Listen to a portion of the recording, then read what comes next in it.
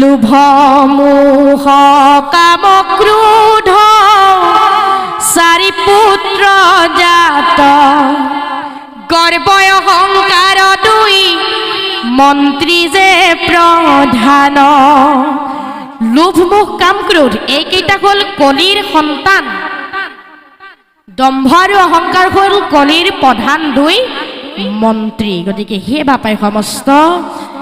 য'ত কলি থাকিব তাত কিন্তু আনন্দ নাথাকিব য'ত আনন্দ নাথাকিব তাত ভগৱন্ত নাথাকিব